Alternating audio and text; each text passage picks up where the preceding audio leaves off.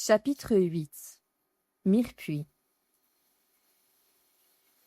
Thomasin II, gouverneur de la province de Mirepuix, l'air fatigué, sombra dans son fauteuil usé, tapissé de peau de bête, en face d'un âtre en pierre, assez vaste pour qu'on puisse s'y tenir debout. La chaleur du feu serait bénéfique pour ses vieux os. Elle soulagerait les douleurs dans ses articulations, accumulées tout au long d'une vie active, faite de chasse et de combat. La peste soit de cette humidité, se disait-il.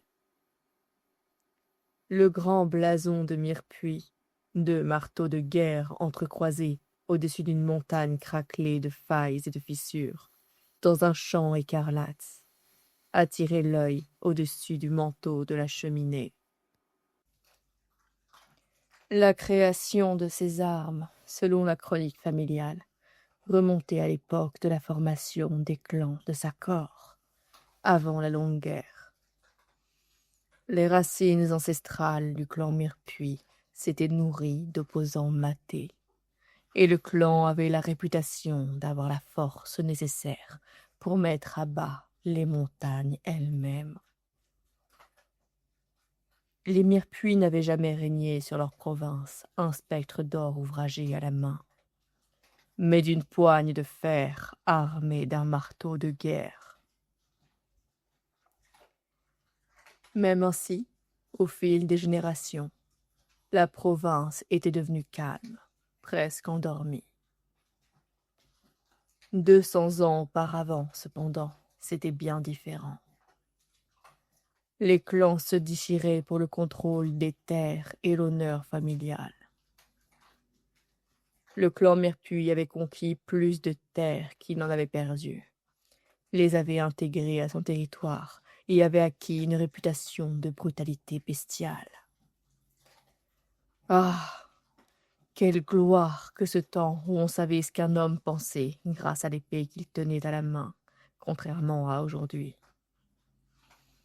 Désormais, la politique était le fait des lâches, d'eunuques de cour, qui poignardaient dans le dos avec des paroles. Le roi suprême d'antan n'était lui-même rien de plus qu'un chef de clan, siégeant sur un joli trône, et qui contemplait ses vassaux, les autres chefs de clan, s'étriper mutuellement. Les chefs de clan avaient la haute main sur leurs terres, et sur tous ceux qui vivaient dans la limite de leurs frontières. Une fois par an seulement, et c'était alors les rares instants de paix, les chefs prêtaient serment de fidélité au royaume et à la couronne, et payaient leurs taxes à la monarchie. Cela s'arrêtait là, bien que les meneurs du clan Mirepuix aient souvent été les proches confidents des rois et de leurs conseillers. Le roi Agathès Briseseau, le dernier de sa lignée, car il n'avait donné naissance à aucun héritier, était mort à un âge avancé. Et le chef Smidel Baster, du clan Baster, était monté sur le trône. C'est alors que l'histoire avait commencé à aller de travers. Mirepuix passa ses doigts dans ses cheveux gris et ternes. Oui, tout avait changé avec le clan Basse-Terre. Le roi Smidel avait dompté les terres de sa propre main, instauré des frontières permanentes et dénoncé les bains de sang entre les clans. Il avait proclamé que les chefs de clan étaient frères et sœurs, et que la Sacoridie ne pouvait survivre sans s'unir en un seul pays. Il y avait d'autres moyens que la guerre pour acquérir la gloire, avait-il affirmé. Et en effet, les clans n'avaient jamais été aussi unis depuis la Longue Guerre. Le roi Smidel avait dit que les clans fondateurs de Sacoridie, quand il avait institué un roi suprême, n'avaient jamais eu l'intention d'engendrer un chaos comme celui provoqué par la lignée des Briseseau. Mirepuix poussa un grognement. Le roi Smidle avait pacifié les gens. Le chef du clan Mirepuix avait combattu ces coutumes nouvelles. Mais les soldats du roi étaient venus. Et le clan Mirepuix, lui aussi, avait été pacifié. Les hommes de Mirepuix avaient été décimés, ou bien s'étaient retranchés dans les collines de Téligmar jusqu'à leur capitulation. Depuis, l'honneur du clan n'avait jamais été lavé. Le roi Smidle avait octroyé au chef de clan un nouveau titre, celui de prince-gouverneur, et encouragé le développement de l'industrie. Le commerce était devenu florissant à mesure qu'on coupait le bois et qu'on extrayait le granit. À terme, le processus de fabrication du papier avait été découvert, puis l'imprimerie inventée. Smidle avait même encouragé l'établissement de relations cordiales avec le Romani voisin. Aussi, le commerce avait-il pu prendre son essor dans les clans inférieurs, dont les flottes marchandes naviguaient sur les eaux côtières. Et la Sacoridie avait alors acquis la réputation d'être l'un des royaumes les plus prospères du continent. Le vieux roi suprême fut nommé grand pacificateur, et on fit du jour de la province en été un jour férié national afin de célébrer et de commémorer à travers tout le pays l'unité de la Sacoridie et le roi. Les paroles de celui-ci furent gravées sur son tombeau dans la cité de Sakor. On pouvait y lire: il y a de la grandeur à s'unir. Nous ne pouvons être unis que si nous nous élevons au-dessus de notre nature animale et mesquine.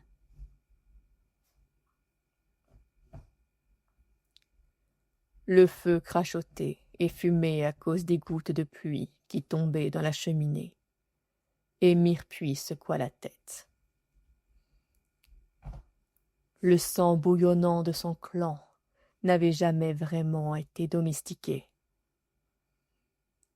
Les tournois et la chasse permettaient à ces hommes d'assouvir quelque peu leur soif de sang. Mais on aurait su y trouver la gloire d'antan. Bien sûr, il y avait quelquefois des incursions dans les royaumes inférieurs. Mirepuix avait participé à certaines d'entre elles. Mais aujourd'hui, des liens avaient été forgés, même avec ces barbares, et il n'y avait rien d'autre. Jusqu'à maintenant. Le gouverneur était déterminé à restaurer l'antique gloire de son camp pour retrouver la place qu'il méritait, aux côtés des rois sacoridiens, et étendre ensuite les frontières d'un royaume désormais trop peuplé. Il contrôlerait le commerce et la redistribution des richesses.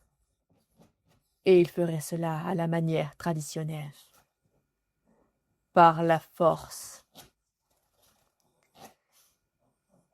Mirepuix soupira, contemplant la lettre froissée posée sur ses genoux, scellée de la marque du doyen.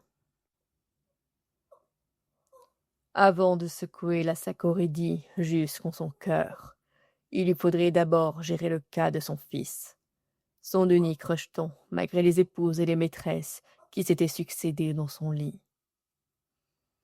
En fait, régler le problème de son fils viendrait en second. Quelqu'un venait d'arriver. Ton rapport. Le capitaine Immeré fit un pas sous la lumière vacillante. Elle lui sur son crâne chauve. Il avait attendu que son seigneur daigne remarquer sa présence. Il avait longtemps patienté. Mirepuix en était parfaitement conscient. Le visage d'Immeré restait cependant neutre, et son salut fut déférent, malgré l'inconfort certain causé par son uniforme boueux et trempé. Immeré était encore jeune. Il pouvait supporter cela. Les genoux pouvaient crapahuter dans ces contrées par tous les temps, sans s'en porter plus mal. Mirepuix les avait grassement payés pour qu'ils endurent cela à sa place. La tête d'ours accrochée au mur attestait de la force de ses jeunes années. Et il se contentait désormais de gérer les affaires de sa province depuis le coin du feu, laissant le travail pénible aux jeunes, comme son père avait fait avant lui. « Prince gouverneur, » dit le capitaine, « nous avons abattu le messager. » « Bien. » On pouvait toujours compter sur le capitaine pour exécuter les ordres. Il avait été sélectionné avec soin parmi des centaines de jeunes soldats, plusieurs années auparavant, pour participer au relèvement glorieux de la province de Mirepuix. « Qu'as-tu découvert au sujet d'un éventuel espion ?» Immeré déplaça son poids d'un pied sur l'autre, mal à l'aise. Son œil unique roula de part et d'autre, et il passa la langue sur ses lèvres sèches. La pluie tambourinait contre la vitre. Nous avons été dans l'impossibilité de lui soutirer l'information avant qu'il meure. Quoi? Je ne suis pas satisfait. Immeré releva le menton. Le seul moyen de l'arrêter était de l'abattre. Les doigts de Mirepuix pianotèrent sur la coudoir du fauteuil, sculpté d'une tête de cougar polie par le passage des ans. Et pendant ce temps, il y a peut-être quelqu'un dans ma maisonnée qui récolte des informations au sujet de mes projets pour le compte du roi. Où est le message? Immeré dégloutit. Eh bien, mon gars, que se passe-t-il? Le message, c'est... Il s'est échappé. Le message s'est échappé? Comment ça? Il a pris ses petites jambes à son cou? Oui, seigneur. Je veux dire... Non, seigneur. Mirepuix frictionna ses sourcils grisonnants entre son pouce et son index. Explique-toi. Nous avons traqué Coblebey pendant des jours, et encore autant de jours après l'avoir blessé. Au moment où nous avons cru le cerner, il nous a encore une fois évités. Il chevauchait comme un diable, on aurait dit que son cheval avait des ailes. Surnaturel, si vous voyez ce que je veux dire. Il aurait dû mourir bien des jours auparavant. Il a quitté la piste et a disparu dans les bois. Nous avons perdu toute trace de lui, comme s'il s'était totalement évaporé. Comment sais-tu qu'il est mort? Nous avons fini par trouver son cadavre sur la route de Célium. Alors où est le message? La voix du gouverneur se teintait d'impatience. Le cheval là. Avant que le gouverneur puisse aboyer une nouvelle question, Immeré continua. Quelqu'un a récupéré le cheval. Cet idiot de Tousgad pensait que le fantôme de Coblebey le montait toujours. Mais nous avons attrapé le cavalier. Il portait le manteau des verdâtres, et il était assurément fait de chair. Ce cavalier, lui, a bel et bien disparu. Un de ces tours de verdâtres, hein? J'ai entendu dire qu'ils avaient des pouvoirs troublants, mais ils s'en cachent bien. Cette femme que Zacharie a toujours près de lui, tu sais de qui je parle? Stell? C'est ça. Stell. Il cracha le nom. Elle est toujours à ses côtés et me regarde comme si elle pouvait voir mon âme à nu. J'ai entendu parler de cette magie de Verdâtre dans mon enfance, et j'ai toujours su garder l'esprit clair et prononcer des paroles sincères quand Stell était dans les parages. Inutile de prendre des risques, et je suis bien content d'avoir été prudent. Seul un Verdâtre peut disparaître ainsi. Que prévois-tu? Imuré expira profondément, comme soulagé par l'apparente indulgence du gouverneur. L'homme gris et mon contingent continuent la traque du nouveau verdâtre. Je requiers une aide supplémentaire. Je pense qu'il serait avantageux d'inclure à cette chasse quelques hommes du prince Hamilton. Après tout, c'est pour son compte que nous sommes engagés sur cette voie dangereuse. Quelques gens d'Hamilton, hein? Auxquels penses-tu? À ses armes. Myrrpuy gloussa. C'est bien rusé de ta part, capitaine. Notre aspirant roi se sentirait bien vulnérable sans eux, n'est-ce pas? Et comme c'est approprié, ce sont déjà des traîtres au royaume, donc ils seront nécessairement prudents. Quoi qu'il en soit, tu vas élargir les champs de recherche. Que faire si le prince proteste? A-t-il vraiment le choix? Sans notre aide, il ne sera pas en mesure de prétendre à la couronne. Le feu crépita et le capitaine sia. Myrrpuy passa ses doigts dans sa barbe grise que 4 mèches blanches balafraient comme des marques de griffes. Tu dois stopper ce verdâtre, capitaine. Nous devons empêcher ce message d'arriver à destination. S'il arrivait, ce serait notre ruine à tous. Les représailles seraient assurément impitoyables. Zacharie ne doit pas savoir que nous allons l'assassiner. Découvre aussi qui est l'espion, s'il y en a un, par n'importe quel moyen. Oui, Seigneur. Imuré amorça un salut, mais Myrrpuy l'arrêta d'un geste. Et Imuré, si tu échoues, je veillerai moi-même à t'arracher l'œil qu'il te reste, et je l'exposerai dans une urne sur le manteau de ma cheminée, jusqu'à sa complète décomposition. Le sang reflua des joues d'Imuré. Il savait que ce n'était pas une menace en l'air.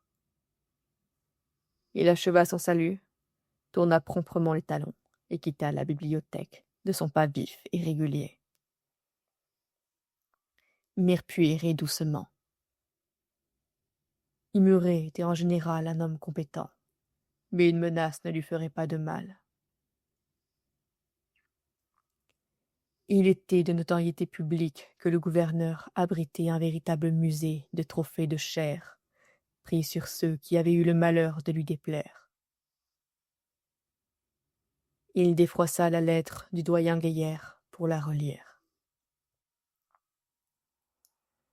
Son imbécile de fils avait perdu un combat à l'épée contre quelques filles de négociants et avait contre-attaqué en impliquant les Myrrpuy de Célium. Ses cousins semblaient avoir l'affaire sous contrôle. La fille en question avait été suspendue à cause du duel et s'était alors enfuie. Myrrpuy fit un grand sourire. Il n'avait jamais apprécié les marchands. Peut-être son fils devenait-il prometteur après tout.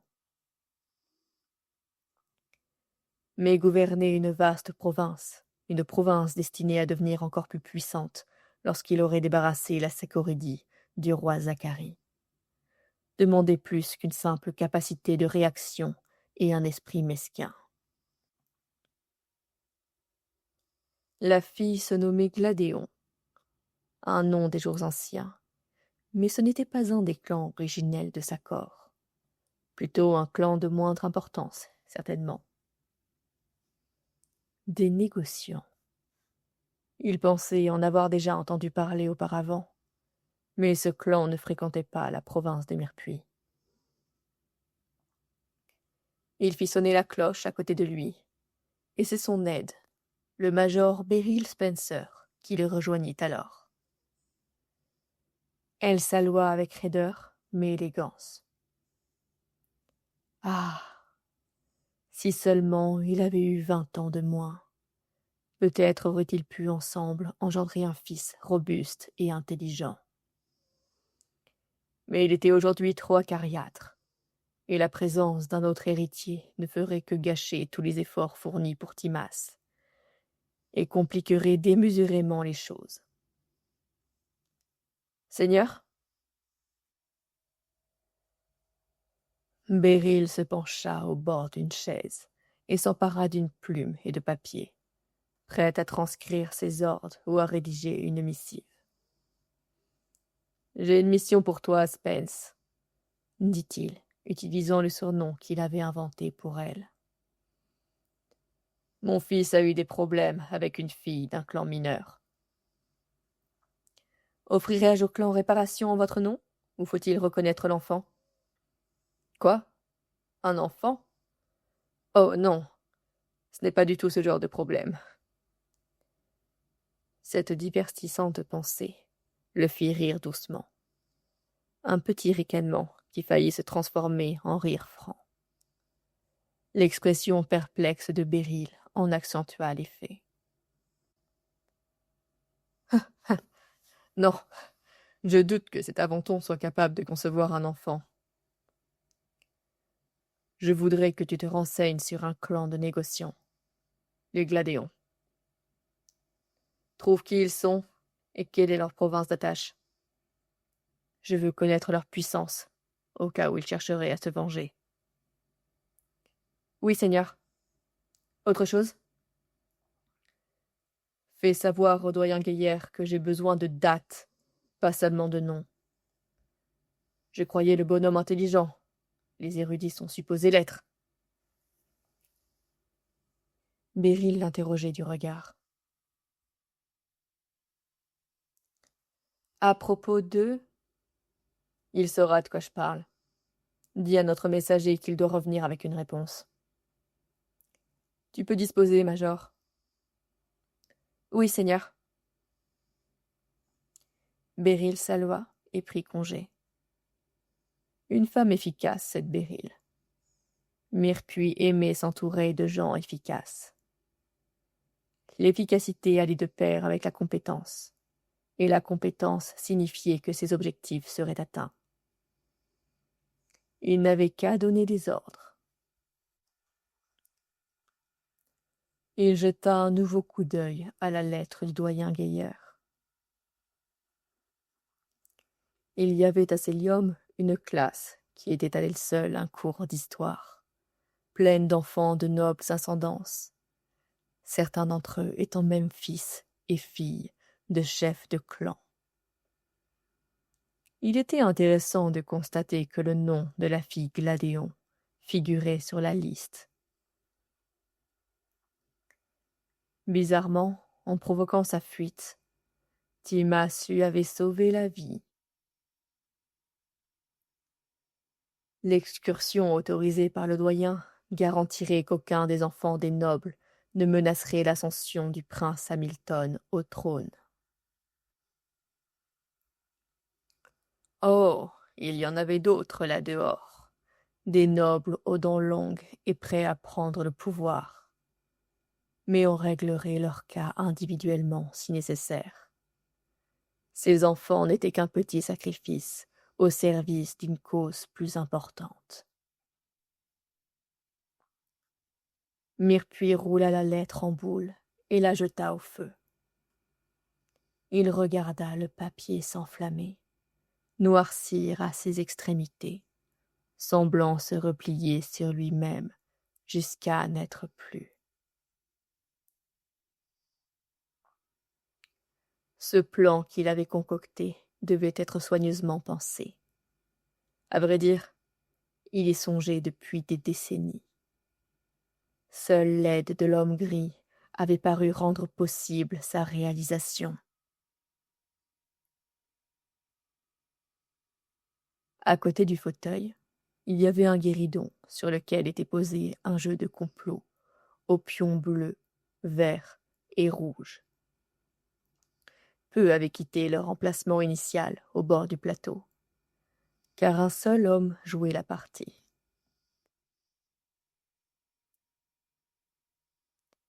Myrpuis enleva un messager vert de la zone de la cour du roi rouge. Les pions étaient antiques, ou du moins assez anciens, faits de plomb recouvert d'émail. Leurs traits s'étaient progressivement effacés sous les doigts de plusieurs générations de Myrpuis. Il coucha le messager vert sur le côté. « Tu es mort, dit-il. Puis il avança un autre messager vert dans la mêlée. Il positionna derrière lui 3 soldats rouges, 2 chevaliers rouges et un assassin bleu.